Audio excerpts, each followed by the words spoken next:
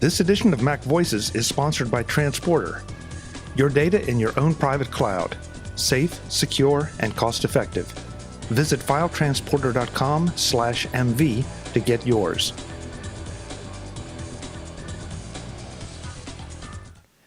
Welcome to the MacJury on MacVoices. This is the talk of the Mac community. I'm Chuck Joyner. Folks, we have an all-star panel this time. Every one of us have bought one of the new MacBook Pros with Retina, and we're going to talk about that, our experiences and what we like, and maybe, well, I don't know, hopefully there's nothing we don't like. We'll take it from there. So let's find out who's here this time. This is the moment that I've been dreading for a long time. Allison Sheridan is here from the NosillaCast. Allison, it's great to have you. It really is. I really mean that. Oh, sure. I'm just glad that I'm finally honored to be on the MacJury since my husband, Steve, has been on the show before. But I, for some reason, was an oversight for quite a while there, Tom. Chuck? Yeah. just call Can't me remember your name. Call me Fred. Yeah, thanks a lot. Thanks a lot. That'll work. Hey, it's great to have you. What is your claim to fame? So I do the NosillaCast Mac podcast, which is a technology geek podcast with an ever so slight Macintosh bias. In other words, a giant Mac bias. I do the show weekly and have been going for about 8.5 years, more than 400 shows. Comes out like clockwork every Sunday night. And I also do the show live on Sunday nights. I build the show live, which is really, really fun because the live audience gets to mock me and point out when I'm not recording and I thought I was and things like that. Mostly they talk about food and football. But every once in a while, they notice that annoying woman in the corner still talking and address me a little bit. But yeah, I have a lot of fun with it. It's like I said, technology geek podcast. So it covers all kinds of stuff. We do photography, security, a lot of Mac stuff, a lot of iOS stuff, though. Great. Well, it's good to have you, finally. You've been on on MacVoices before, but this is the first time on the MacJury, and I'm glad to have the other two gentlemen here to help me manage you. Next up, the man with the golden pipes, Mr. Don McAllister. Don, it's great to have you. You got it the wrong way around. That's Tom. Well, okay, the golden British pipes. How's that? Okay, I'll settle for that. How's that? Yeah, nice to speak to you again, Chuck. Don McAllister from Screencast Online. I do the weekly Mac and iOS video tutorials and also the monthly magazine now as well. Yeah, that's true. Since you've been here last, you've launched a magazine, which is very interesting and very different. Yeah, it's in newsstand. It's been running since July of last year. I think July or August of last year. So we're well into our second year now, and it's going really well. It's sort of like it's available for sale, obviously in newsstand, but it's also members get a complimentary issue as well, and it's going really, really well. It's great fun to put together as well. It's some intensive hard work at the end of the month, but yeah, and we have one or two fairly okay contributors, you know. But, Allison does a weekly. Not weekly, a monthly column in that as well. So that's good. And we've left the best for last, I think, for the first time on the MacJury, the other guy with the golden pipes, Mr. Tom Merritt. Tom, it's great to have you. Thanks for being here. Yeah, thanks for having me. It's an honor to serve. I'm glad Allison didn't get on before me, so she can't brag that she's been on, and I haven't. So I'm the host of Tech News Today, daily tech news podcast at Leo Laporte's Twit Network, twit.tv, and I do a bunch of other podcasts as well. It's fun to be here. Well, thank you. Crew. Yeah, it is. We always have a lot of fun, and we're certainly glad that you joined us. So let's just get to it, folks. I kind of spoiled the surprise, I guess. We all got MacBook Pro Retinas right out of the gate, and we've probably had somewhere between a week and 2 weeks with them so far. I'm kind of curious to see just, first of all, what configurations you all got, and then what the experiences have been. And since we should do ladies first, Allison, I'll let you lead us out. I don't know if anybody's ever accused me of being a lady, but I know Don is going to one-up me because I thought I went overboard and Don went a teeny bit more overboard than I did. My problem to solve was that I have a 250 gig aperture library that I love having with me all the time, and I can search it and find photos because I name everything. I'm real anal about that, and I wasn't willing to give that up. So I was going to get a 750 gig version, but they didn't sell that anymore. So the only thing I could fit in was a 1 terabyte SSD model. So I went for the 2.3 gigahertz Intel Core i7, which interestingly enough is only 0.1 gigahertz more than my 2.5-year-old 2011 MacBook Pro. 16 gigs of RAM, but that SSD is sweet. So I'm in love with it. Yeah. Tom, how about you? Where did you fall in the category? I think it's cute that Allison calls it a 2.5-year-old 2011. I called mine a 3-year-old. I heard you say that. She rounds down, I round up. But makes you feel better. The pessimist versus the optimist there. But yeah, I wondered about your math. That's funny. I think mine's like 2 years and 8 months, maybe. I don't know. Anyway, I got a 15-inch because I definitely want the screen size. I got a terabyte flash storage because I'm a hoarder digitally. I gotta have lots of files with me all the time. I got 16 gig of RAM because that's just I've always maxed out the RAM. I've never regretted it. But I did go base model on the processor. I went to 2.3 gig and the Iris Pro graphics. I may regret that graphics card choice. I've always gone with the higher graphics card in the past. I don't do that much video editing, but I do a little bit here and there. So I'm counting on Apple not being a liar when they say that Intel Iris Pro can handle that sort of thing. And that sounds like exactly the configuration that I got too. I went with the terabyte storage because it's a real problem to try to knock it down. It really is. Don? I love this. You guys are making me feel like I wasn't ridiculous. I looked No, at you're it. perfectly normal. There's nothing wrong with Allison. I was going to buy an iPad Air, and then I spent all of the money I would have spent on the iPad Air upgrading to that 1 terabyte SSD. Well, and also, I also went down the same road. I went with the 1 terabyte SSD. I had, again, 15-inch. I did bump up to the 2.6 gigahertz processor. In hindsight, I thought I was spending that much money. It was an extra, not that much money really to put on top of an enormously huge pile of money anyway. So I went for it anyway. Percentage-wise, not that bad. Time will tell. But yeah, I mean, I actually already had the 15-inch Retina, the one that came out in 2011, was it? Yeah, when they first came out. So I think mine was about 18 months old, but I only had the 512. You say I only had the 512 gigabytes of storage, and my end game is to have this machine as my main production machine and allow me to take it anywhere with me and carry on sort of doing projects and editing stuff. And I found that that was getting difficult. I'd sort of have to shoehorn in a project and then shoehorn it off again if I want to take the machine anywhere. So the 1 terabyte, I thought, right, that's great. I'll actually be able to use this now as a true portable machine and not worry about all the Thunderbolt drives hanging off the side of it that I normally have for my project files. Yeah, do you ever look back and wish you'd bought less storage or less RAM? Never. No. Can't remember ever thinking that. Never. No. Tom, you're the only one that mentioned that you got the 15, which I think everybody here got the 15, but I tend to forget that there's a 13-inch MacBook Pro Retina now. Did you ever consider that, or was it the 15 the whole way? No, it's 15 the whole way for me. And it's funny because I felt a little crazy getting the 15. So I'm glad you're all crazy like me, because there were plenty of people I know, both in the audience for Tech News Today, but even, friends who think the 13 is just fine. My wife has a 13-inch MacBook Air. She's like, oh, I don't need a lot more screen real estate. It works out great. And I just can't imagine living in that amount of space. I've tried it. I've used her machine, and those 2 extra inches just make all the difference to me. And being able to I have like 16 windows open at a time too, so I've got things all over the place. Okay, yeah, you're one of those like me too. Yeah, but now everybody here has a 15. I'm really curious though about the display settings you use. Do you use the optimized for Retina, or do you use the more space? Yeah, I was going to ask you guys what I was supposed to do.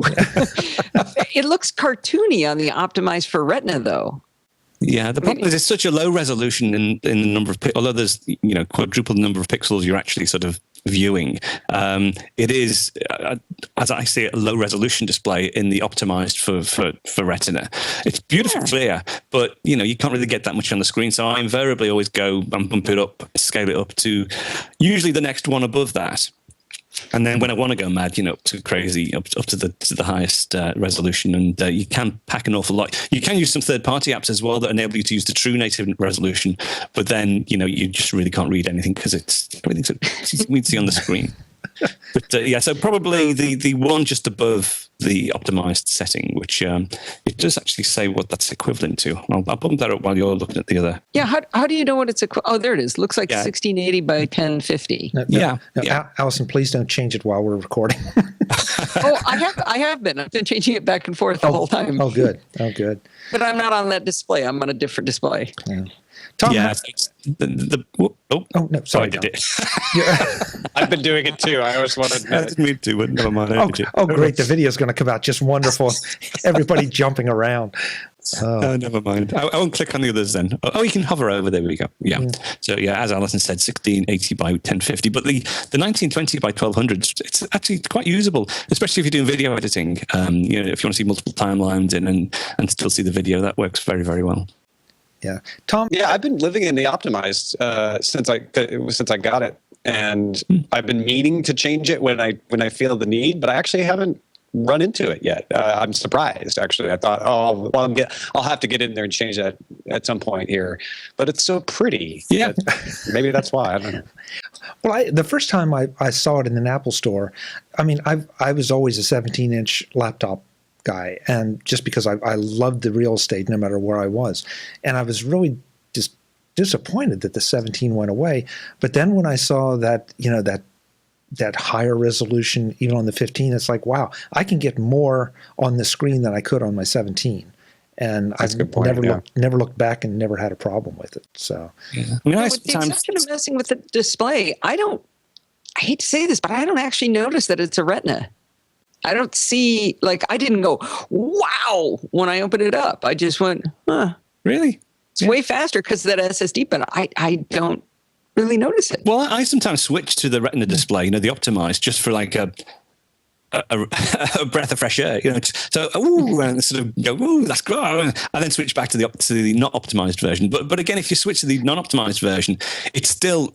I mean, in the old days, like 2 years ago, if you used to switch out of the native resolution of the screen, it would look horrible. You'd know you were working in an incorrect resolution, one that wasn't matched for the screen. But with the Retina, I found with any of the various modes, they all look really good. They all look eminently usable and don't strain your eyes and are very, very readable. But the actual true Retina display in the optimized version is I think it's gorgeous. Yeah, I agree. Maybe it's because I've had to use them side by side with the old one a little bit for various reasons. But I'm stuck. I've stuck with the optimized for Retina, and it just looks beautiful. I feel like I'm reading print sometime when I'm reading my stories. Maybe I'm just too old or something, but I'm wearing contacts and glasses right now as you look at me in order to be able to see my screen, be able to read it. You have to have Retina eyes to be able to see the display. So. But I had an iPad 2 and an iPad 3, iPad 2 for work and iPad 3 at home, and I would switch between them and not. I mean, if I looked at the text on the keyboard, on the virtual keyboard, I would notice it. But I guess I better put them side by side and start to appreciate it. Allison, we could have saved you a lot of money if you'd done just a little research.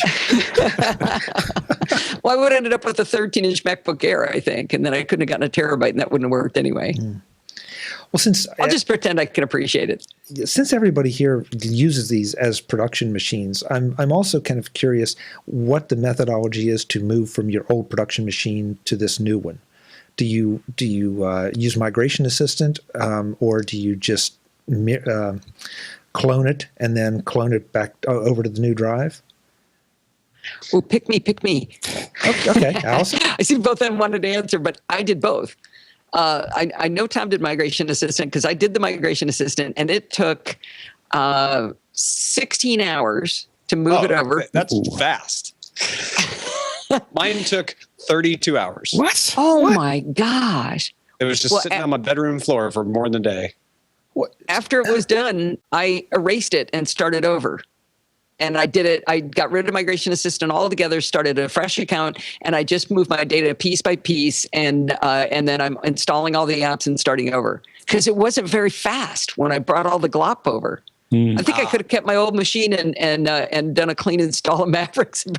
I would say go not where I have been, ladies and gentlemen. The only reason I used Migration Assistant is because I had just replaced the hard drive in my old MacBook Pro.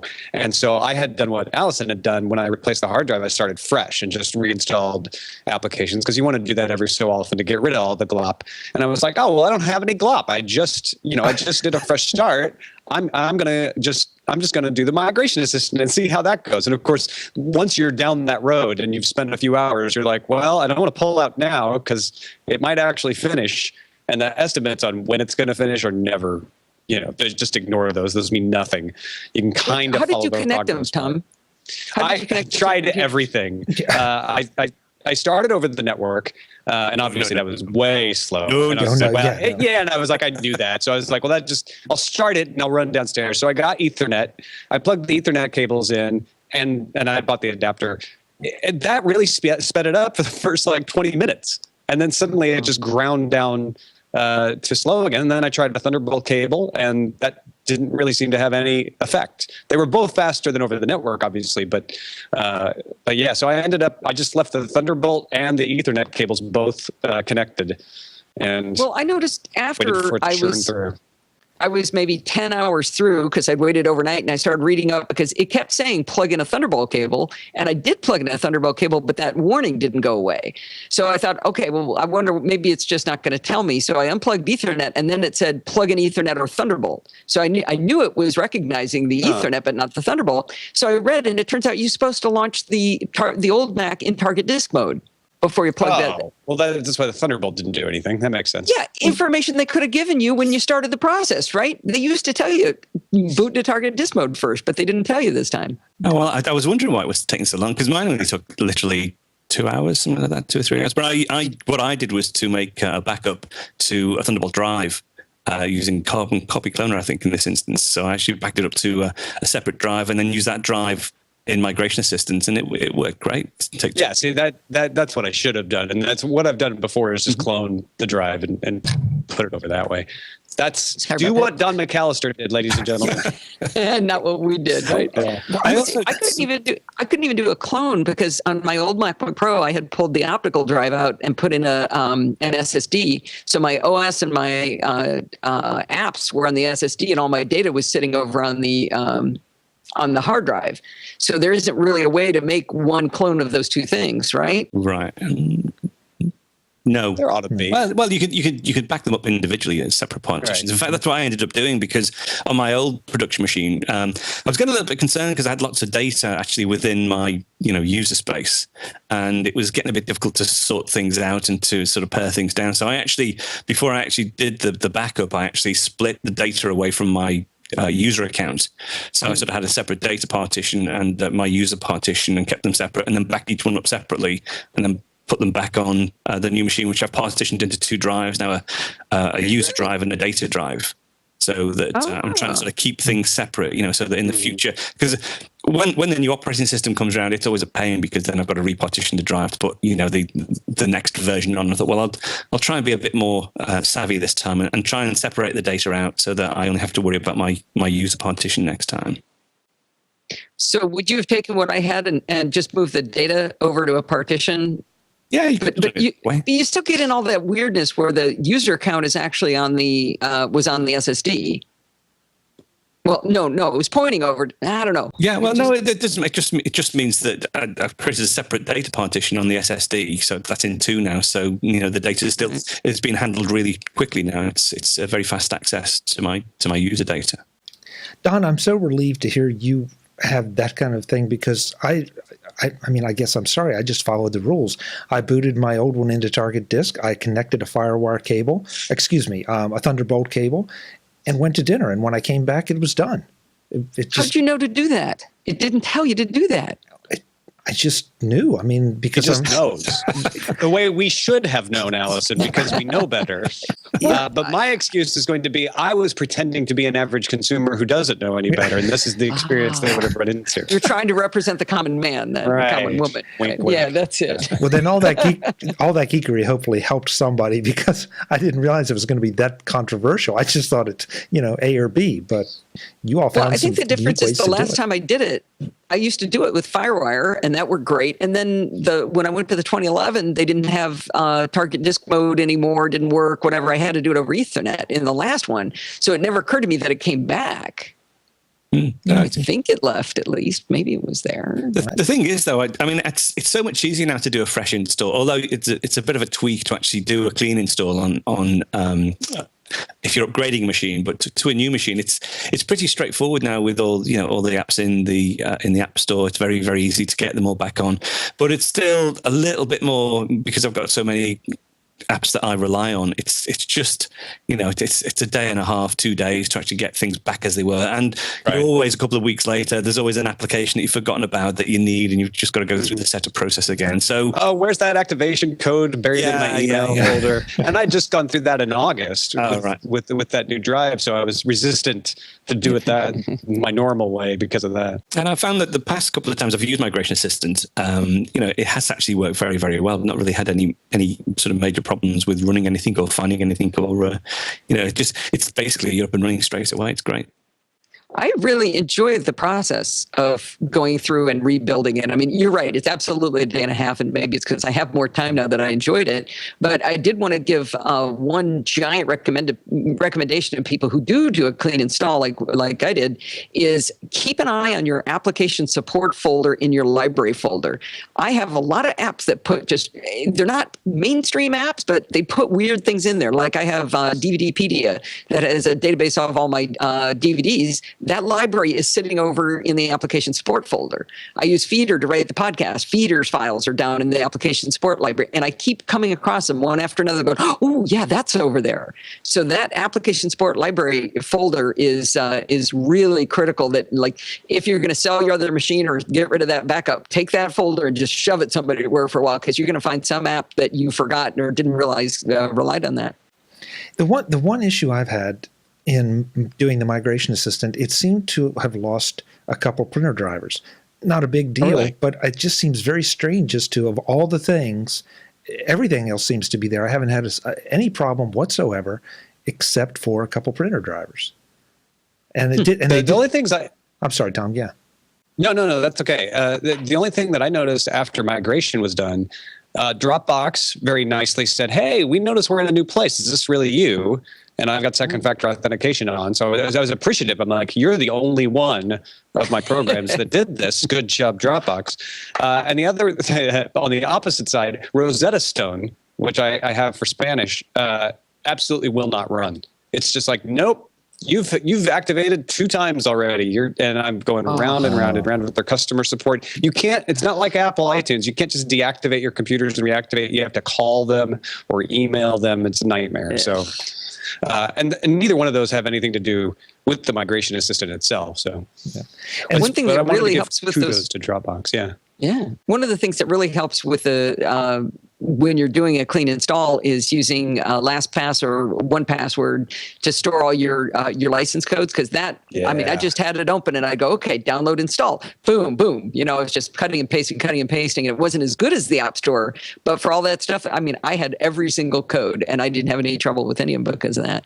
Yeah, and Tom, the one other thing too, and I want to give credit, is iTunes. iTunes prompted me and said, "Are you who you are?" And you got to check in with your payment details and confirm your credit card.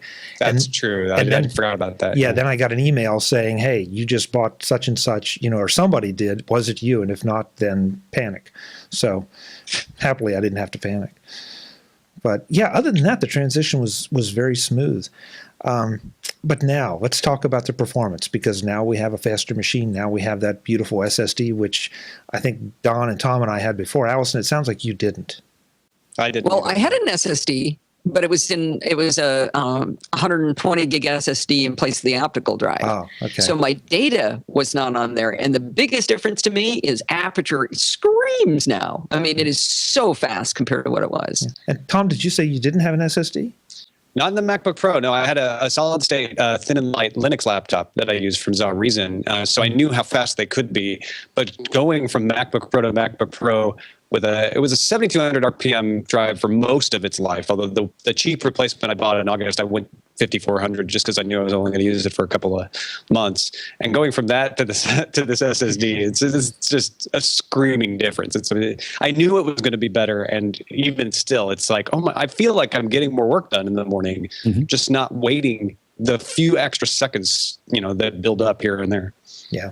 I should say my because I knew I was going to put an optical drive in or replace my optical drive with an SSD. When I bought the 2011 machine, I bought the biggest spinning drive I could get, which was the 750 gig drive, but it was 5,400 RPM too. So I went from 5,400 RPM with a 250 gig or aperture library suddenly going onto an SSD, PCIe SSD, yeah, you can kind of tell the difference on that.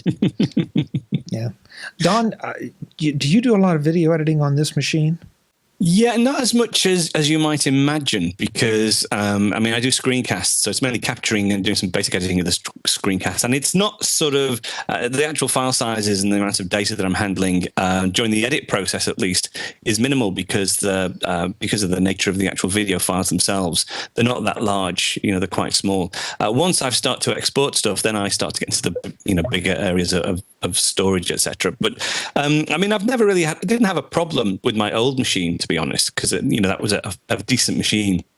But I really wanted this one for the extra battery life and also for an element of future-proofing as well, because these new machines have got Thunderbolt 2 on. And I think it is a matter of when, not if, Apple do bring out new cinema displays, they're probably going to be, requiring Thunderbolt 2, to be honest, for the larger pixel counts. So that was one of the reasons I wanted to get the latest machine. But I'm fairly spoilt in that my old machine had an SSD. My Mac Pro before that originally did have a spinning drive, but I upgraded that to SSD as well. So I'm quite used to using SSD, and could never go back to using a spinning drive again, because it just makes so much difference. It's amazing. Don, you're so cute. Fairly spoiled. Completely and utterly and totally spoiled. It's job, Oh, yeah, you have to. Well, Barbara, I have to. I've got an iMac sitting over here that I guess it's about a year old, and I went with the Fusion drive. And I have to say, the Fusion drive is a pretty decent compromise. I don't think it's as fast as the SSD, and forget the benchmarks. I'm just talking about what it feels like. But it's certainly, now if I go to anything that has a spinning drive, oh my God, everything seems to take forever from startup right on down. It's painful. Yeah, I've got a Mac Mini with a Fusion drive in it that I use for streaming, and I don't put it through its paces, so I don't notice how much faster it is most of the time. But every once in a while, when I need it, yeah, it makes a difference. Yeah, it's funny actually. Last year, when my original MacBook Pro, the original Retina MacBook Pro, I was unfortunate enough to get one of those with the screen issues, with the ghosting issues on the screen, and I sort of had it for 6 or 7 months. Till it got to the point. I don't think it was getting progressively worse. It was just one of those things that I must get this sorted out within the 12-month period, because it was irritating more than anything else. I could still use it, but I took it into Apple and they agreed that it needed a replacement, but it was going to take 5 or 6 days to actually get swapped out. So I actually went for a Mac Mini with a Fusion drive as like a temporary replacement. I didn't really have a spare machine that I could sort of commission quickly, so I got a little Mac Mini with a Fusion drive in and an i7 processor, and it was actually, performance-wise, it was so close to the MacBook Pro. I was astonished just how fast that machine was. Doing the usual production stuff that I do of encoding and transcoding and editing, it was a great replacement for the MacBook Pro while it was sort of down at the shop. So I've sort of kept. Did you just do that recently? That was pretty recently. No. No. This was it must have been 6 or 8 months ago, I think. Because I was going to say, maybe it was a video artifact, but maybe I should do this publicly. But I actually noticed the ghosting on one of your recent screencasts. When you had the gray desktop and you would slide the video to the side when you would pan, I could see the ghosting of the image moving. That might. Allison, maybe that's something else. Do you know how long it took him to get that effect? Exactly the way he thought. And you're calling. So he's just trying to be consistent with the old ones, right? Yeah. No, it was quite a while ago. It was that was a deliberate effect. That must have been. Yeah, exactly. Yeah, okay, exactly. Okay, sorry. Allison said she does aperture on hers, and that's a big thing. Tom, what if you don't do video editing on yours? What are you using all this power and speed for? I do a bit of video editing, but only iMovie stuff, casual stuff, things for like the YouTube channel, nothing heavy duty. Mostly what I'm doing is having 20, 30 tabs open in the morning as I prepare for the daily tech news show. And I'm running video and I do screen captures of video and it's just eating up a lot of cycles. And I do audio editing on it. This is usually the machine. I haven't taken this one out in the field yet, but the old MacBook Pro is the machine I would take on location when I do podcasts out and about, and I would do any kind of audio capture and audio editing and things like that. Now, what are you running for? What kind of software are you running for the audio editing? Audacity, open source and free. Whoa, really? Yep. That's not what I was expecting.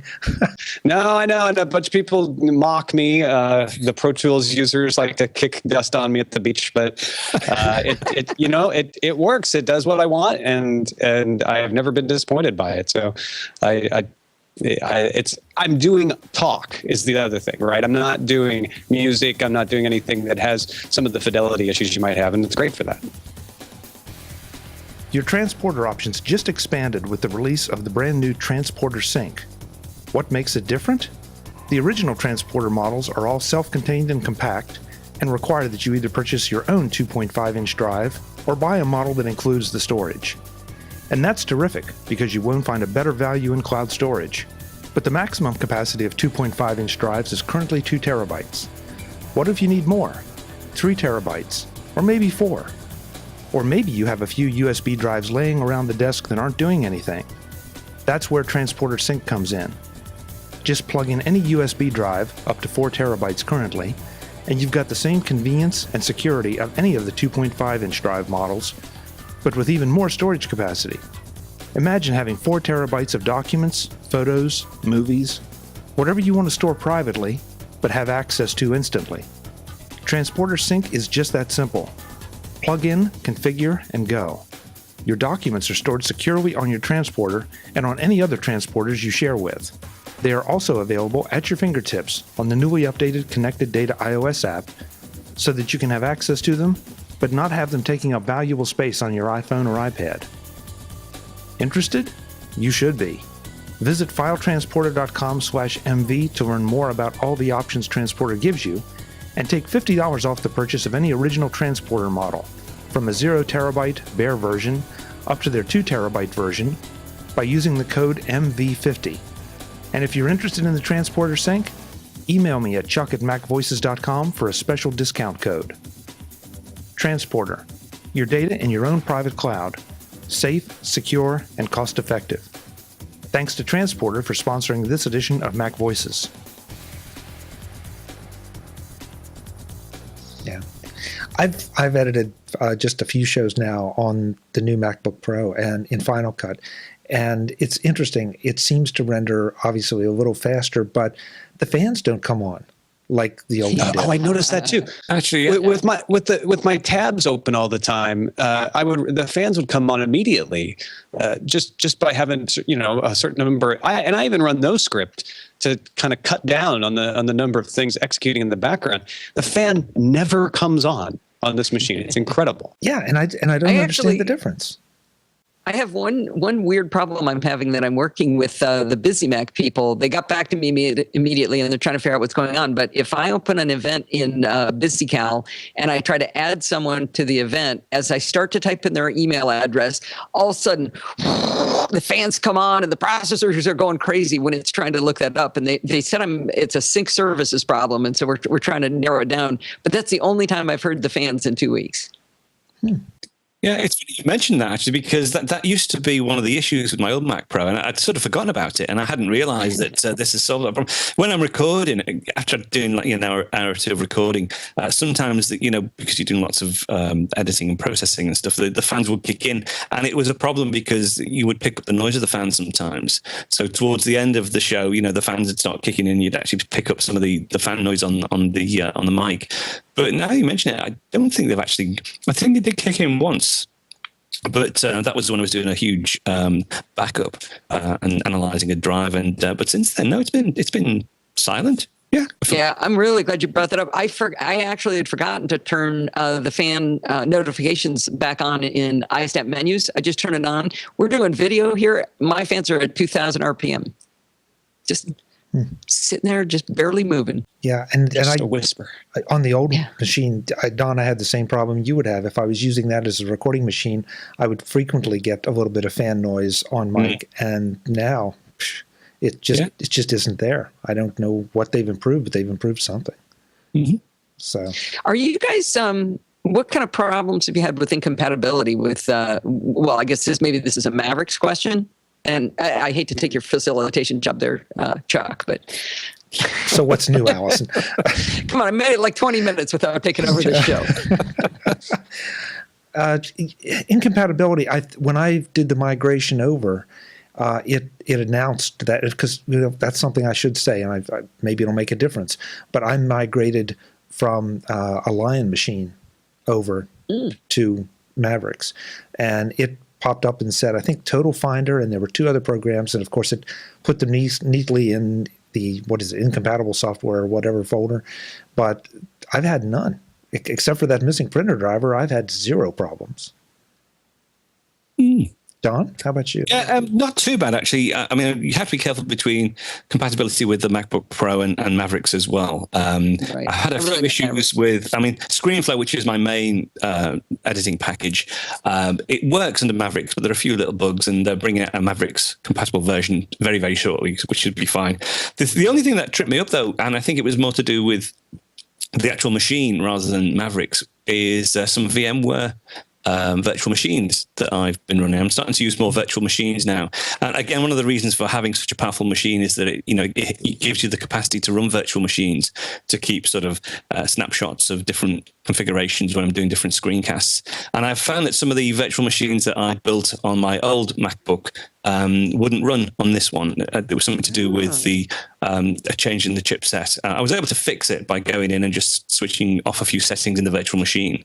But that did trip me up for a short while until I got to the bottom of that. But since then, I can't think of anything else really where I've had a problem. The only other big problem for me is, again, it's a Maverick problem, not a MacBook Pro problem, is Thunderbolt drives and external drives putting the machine to sleep. It doesn't close them down properly. So when you come back out of sleep, it says you didn't eject your drive properly. And that's quite a big problem, really. And I hope they'll fix that in the next release of Mavericks. Tom, did you have any incompatibilities? Yeah. Well, I had a little issue. I was trying to get, one of the reasons people who watch Tech News Today may wonder why I'm on a different camera. I couldn't get my camera, which runs through a Blackmagic adapter, to just plug in and work immediately. And I didn't spend a lot of time, granted, on it. So the driver that was on here obviously isn't working, so I might have to troubleshoot that. Otherwise, that Rosetta Stone thing that I talked about. And the only other thing I know, I was having a problem in Mavericks before I switched.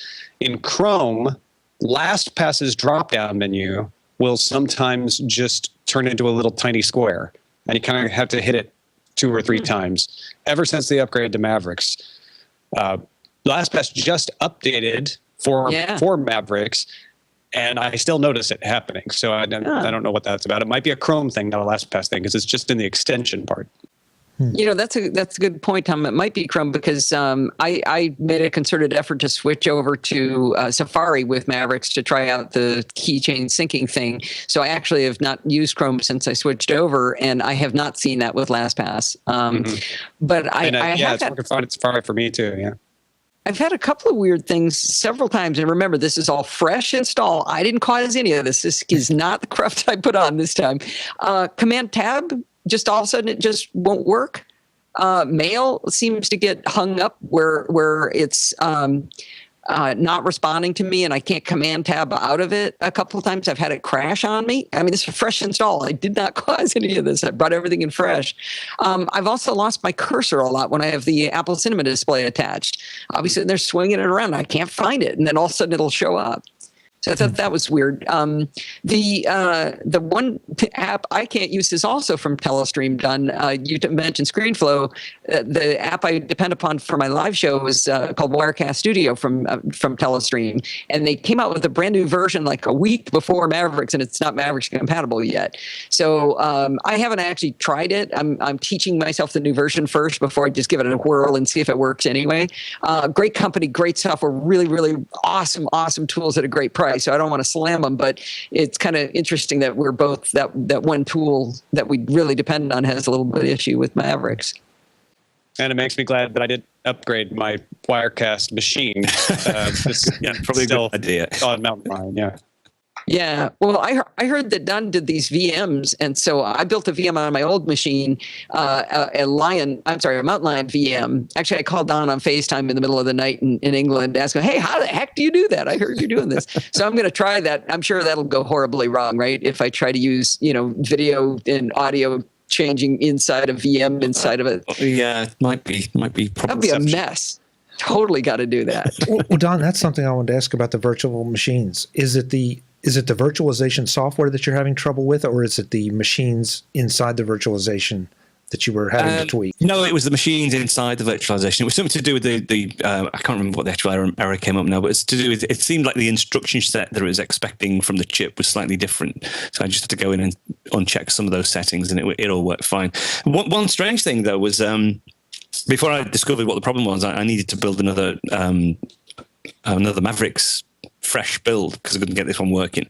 So I thought, well, I'll just go ahead and download Mavericks from the App Store, and I'll just build a new VM. And when I tried to download Mavericks from the App Store on my new MacBook Pro, it wouldn't let me because it wasn't compatible with this machine.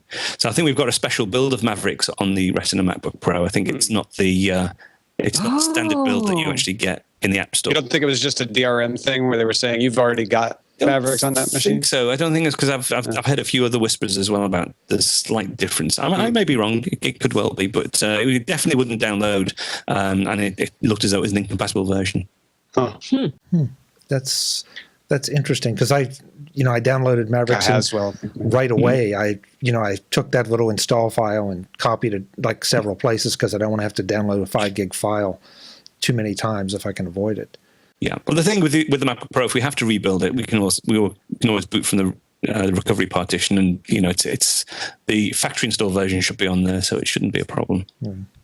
I've actually done that, by the way. I put when I put a new drive into a machine, I actually did a bare metal install where I put a brand new drive in and did it all straight from the web, and actually installed it was with Mountain Lion, I think, and it was just so cool that I didn't have any optical media, I didn't have any thumb drives. I just said go out and find it, and it was it was a brand new drive I stuck in there, and it went out and went what's your Wi-Fi password? Okay, go have lunch and maybe dinner.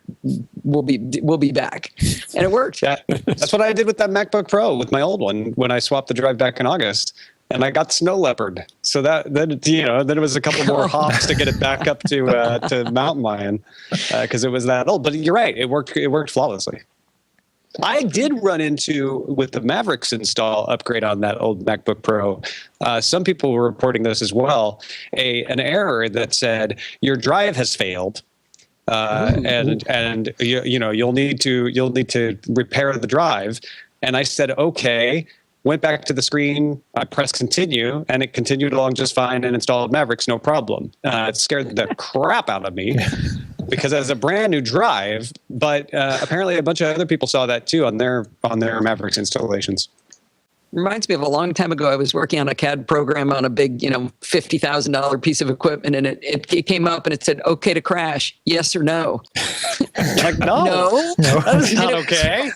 It was fine. I think a sysadmin was probably messing with me. Is what was actually going on. Say, who put that dialogue in there? That's right. Jeez. I go with no. Live data, yes, no. Yeah. Well, how about just across the board? How does everybody feel about these? Or do you feel justified in spending the money, or maybe satisfied is a better word? Absolutely. Or are anybody lying through their teeth? No, it's a lot of money. I think that's the only reason we're all laughing. But yeah, satisfied, sure. On top of the other things we've mentioned so far, great battery life. Insane battery life, and that I owe probably most of that to Haswell.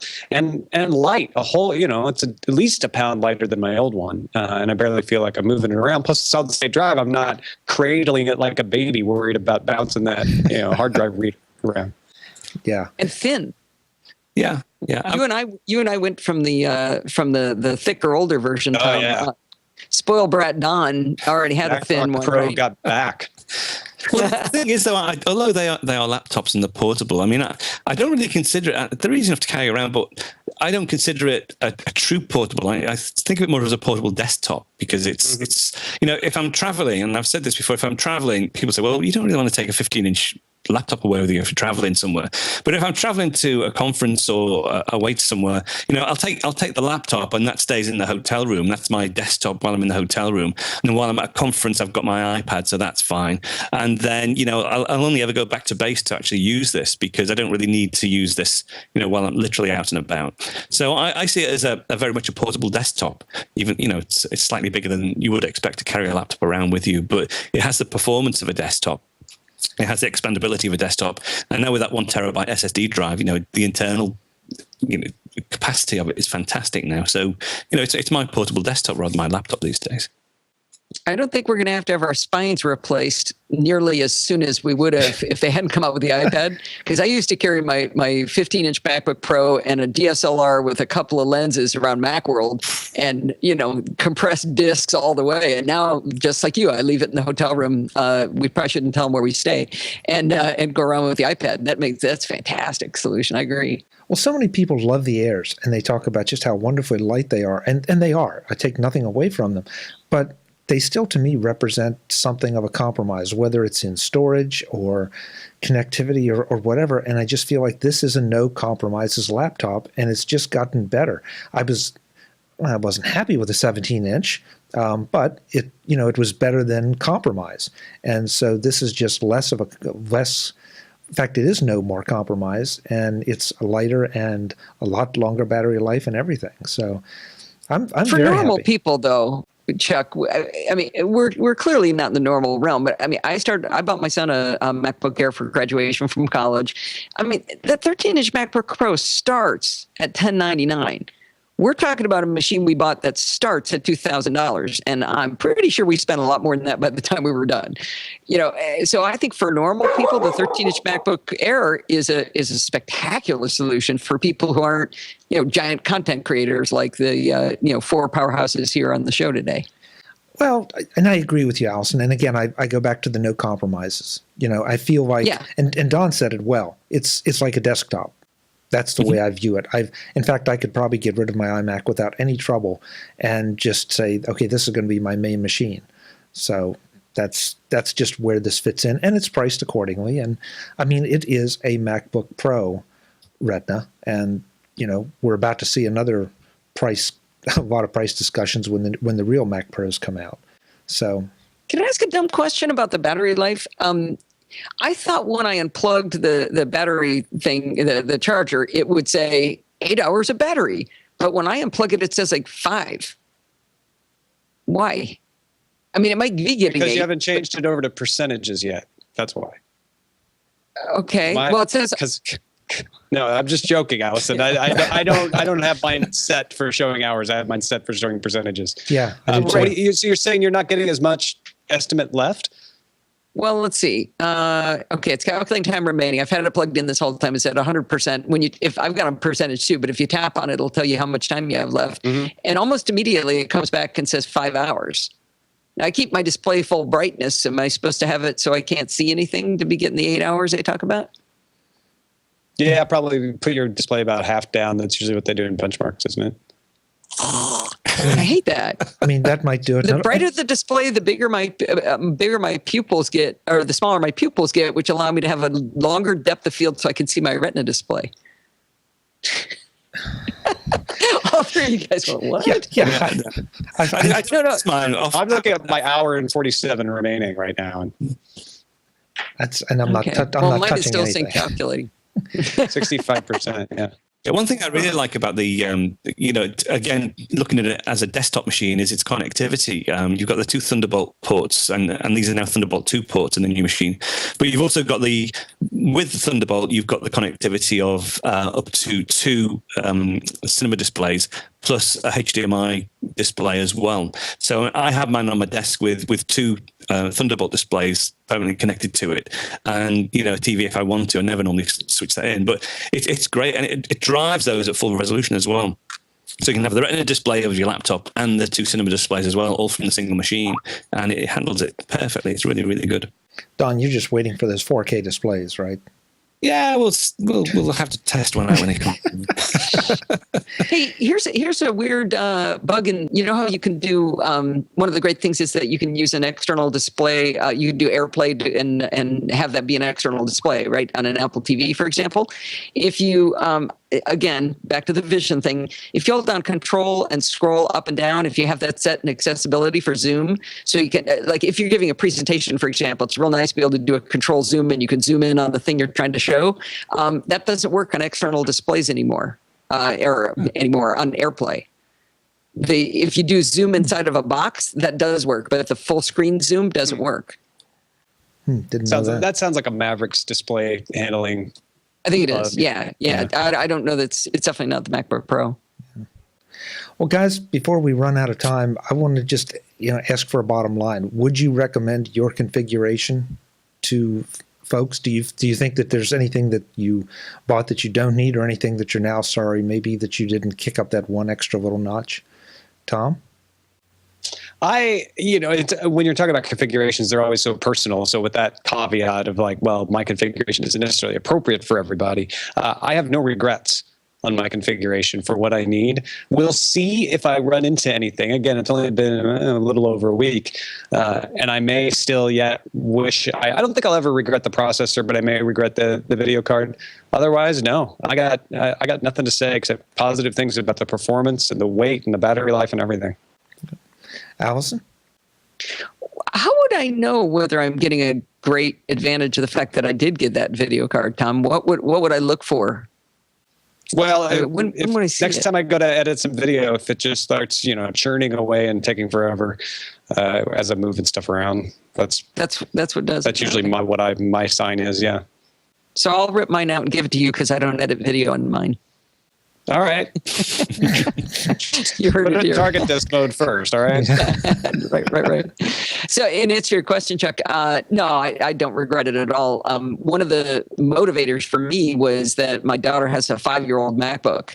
So, just give. I really should give her my hand-me-down, right? I mean, that's how I rationalize the cost of what I just spent.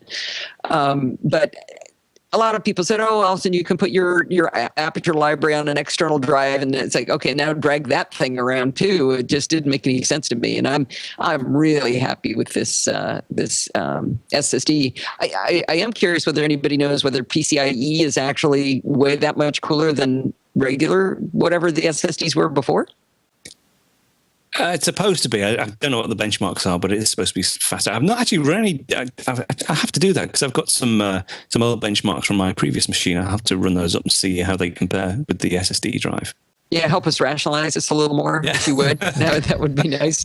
But these prices we're talking about are not for the faint of heart. These are, got to really look at one in the eye. So when you say, would I recommend it to someone with a lot of money? Or who's going to make money from it? Well, that's what I mean about the configuration, right? It's about what your needs are. If you're looking for a bargain laptop, no, that's obviously a MacBook Pro is not where you should start at all. No. Yeah, they're totally the same price as PCs, Tom. Yeah, it's a tool, isn't it? It's a tool for the job. I mean, the way I rationalize it is that sort of I'm at my desk from 7, 8 o'clock in the morning, probably through till sometimes 5, 6, 7 o'clock at night, constantly working on the machine, and the responsiveness and the expandability and the performance, it just helps. It just helps me do my job. You wouldn't recommend it to someone who just had sort of light computing needs because MacBook Air or even an iPad in some instances is a perfect match for other people. But if you're doing pro level stuff and you're spending a lot of time working in front of a laptop or a desktop, it works for me. I don't spend my money on a fantastic flash card or anything. I just I spend all my money on decent gear to help me do my job. So that's how I rationalize it. In fact, the funny thing is, a lot of people have sort of raised an eyebrow, said, "Oh, you went with the MacBook Pro and not the Mac Pro that's out next month. I would have thought you would have been a shoe-in for a Mac Pro." And no, I sort of, the MacBook Pro is perfect for what I need because I'm not a high-end video producer. I don't, at the moment, use 4K. I've got no real need to do that sort of level of processing. Never, not saying never ever, but for the current job I'm doing and having it portable and having it able to sort of in effect take my whole studio away wherever I want to go, the MacBook Pro really just fit in with the work I'm doing at the moment, and we'll just see about that Mac Pro when they actually do come out. I'm going to start a betting pool. He's so going to get a Mac Pro. There's a nice little handle on the Mac Pro. You can carry it put with it in your rucksack. And I know, but again, it's all external devices and external monitors. The beauty with the MacBook Pro is it's completely self-contained. I mean, my wife had a dental appointment a couple of days ago, and I had to do some work. I had to finish off editing a show, and I actually just picked up the MacBook Pro, dentist waiting room. I had all my files, all my tools, that terabyte drive. You can put tons of stuff on there. And I was merrily sort of editing away while I'm sitting in the dentist's waiting room. It was great. And no compromises, right? Yeah, it's perfect. Tom, he can carry the Mac Pro around. It's that 4K display that's going to kill him. Yeah, that's going to be. It's interesting to hear Don talk about the fact that he's at his desk. I'm kind of just the opposite. I'm all over the place, and that's the reason that I decided to spend the money on this. This laptop comes to the office with me. It goes on the road with me, in the car, obviously at home, and so everything that I need is right there. And like Don said with the dentist office, although I'm everywhere with it, and I don't have to worry about, did I leave that at home? And with the addition of like the transporter, I can take some of the really big files and still have access to them if I need them. So just a lot of good options. I think it's a great machine, but whoever said it, it's the tool for the job. As long as you have the job to do, then it's the tool. Yeah. So I have no excuse. I do remember working and having to go to a job, and I carried my MacBook Pro with me all the time, in and out of the office, and it was always with me. People asked about, well, how do you do offsite backups? I said, well, my backup's at home, so my Mac's always with me was actually my offsite backup a lot. And like you say, I only use one computer. Actually, that's a fake behind me. That's not really using that one. That's just part of the live show. But if you only use one computer, having a MacBook Pro is a great answer, like you say. Steve does a lot of video editing, so he's got an iMac, but he's got a MacBook Air for his, day-to-day goofing around and going on travel and that kind of stuff. So if you're going to use one computer, I agree. I like the single-purpose machine. Tell Steve he should trade his iMac with your MacBook Pro. That way he gets the faster machine. Oh, yeah, that'd be great. I'll mention that to him right away. Oh, and Steve did want me to remind and tell the audience a little story about Chuck. Uh-oh. So we did an estate sale for our dear friend Tim Verporten recently, and his Chuck bought a lavalier mic that we had for sale on Tim's widow's behalf. And after we packaged it up, Steve said, "Hey, Al, put a lipstick print on the outside of the box." So I put on a bunch of red lipstick and put a big lipstick print on it. And then Steve carefully put tape over it, cellophane tape, so it wouldn't by any chance get smudged. And what exactly happened when it arrived at your office, Chuck? Yeah, it came to the office. Okay, and I'll tell the whole story. It came, and of course, right away, there was a lot of discussion about this, from the mail carrier to the office manager, the whole bit. And I believe the CEO heard too. Oh yeah, everybody did. Yeah, but the best part happened the next day when the mail carrier came back in, and she said, "Oh, sorry, no lipstick email for you today." And our office manager asked her if she had delivered many of those kind of things, and she stopped and thought for a minute and said, "Well, only to the prison." It's like, okay, that's nice. Thank you for that, Allison. And maybe you can start sending lipstick email to the prison, or lipstick mail to the prison. That works.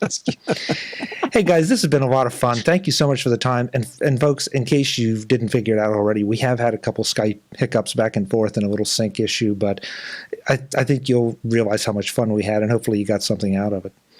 Tom, tell us where that folks can find you, all the places, because obviously you aren't here all the time, although I'd love to have you anytime you want to come back.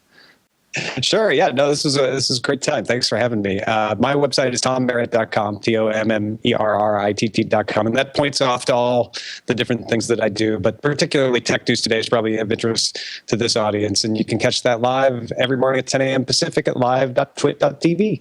And we appreciate all the work you do. Thank you. Thank you very much. Don, I know where to find you, but you better tell everybody else. Oh, sure, yeah. You can find me over at screencastonline.com. That's the central hub for all the different Screencast Online services. And over there, you can find out information about the membership, about the magazine, and some of the apps that are in the App Store as well. And you can always find me on Twitter as Don McAllister if you want to converse. And if you really want to find Allison, if you really need to find Allison, where can they do it, Allison? Well, before I plug my own stuff, I do want to point out that Tom Merritt has a new book out called Lot Beta. I'm about 3/4 of the way done reading that right now. Having a lot of fun with that. Thanks, it's really, really fun. You can find my stuff at podfeet.com. That's PODFEET. And that's where you can find the NosillaCast podcast. And on Twitter, I'm also Podfeet. Tom, I think you owe Allison $5. And the Mac Roundtable. Oh, yeah, the Mac Roundtable. Yeah, Tom, you need to slip Allison $5 for that. I know, yeah. Your check's in the mail, Allison. Nice. I don't think I paid too much for the book. I'm going to be making a profit if I do this often. Awesome. And folks, I'm Chuck Joyner. Of course, you can find everything I do at MacVoices right here. And I hope you will come back again because this was so much fun, and it always is. I'll have links in the show notes to everything that our panelists do, so you can find them if you couldn't remember all that, because it was a lot to remember. Until the next time, thanks for watching. Visit MacVoices.com for links, show notes, to subscribe, to connect with Chuck on Twitter, app.net, Google+, Facebook, and LinkedIn. Subscribe to our weekly newsletter, the MacVoices Dispatch, to stay up to date with all the latest MacVoices news from our front page or at MacVoices.com/newsletter. Advertising and sponsorships handled by Backbeat Media at BackbeatMedia.com.